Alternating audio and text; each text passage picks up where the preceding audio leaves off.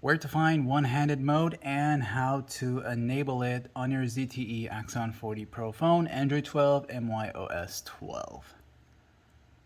To find this feature and enable it, you can use the quick panel access and go into settings from here. And once in the main settings, you'll go to where it says features right there. As you enter into the features section, you'll see one-handed mode here.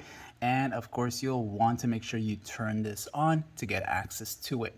Now, once you turn it on, you have the option to go with a small window or half screen. So half screen is going to show you this here.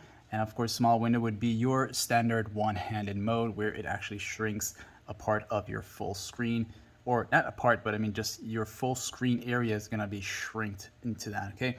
Now, depending on what you're using, if you're using the navigation buttons, these here, you're going to tap and hold the back button to access this feature. And of course, if you're using the swipe gestures, you're going to swipe down from the bottom area to access it. And there's like a quick tutorial here as to how to get access to it.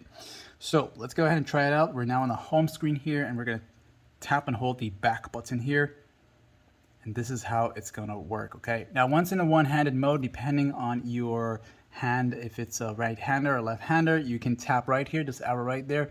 That'll bring it over for you. So if you're a right-hander, you can use it there. And if you're a left-hander, you can tap here, and that's going to be there. Okay. Now, when you're ready to exit out of the one-handed mode here, you can simply just tap here in a black area, and that's going to bring it back for you. And of course, as always, if you don't like this feature to be enabled or accessed at the wrong time, you can come back here and disable it. And that's that. Like, sub. Thanks for watching.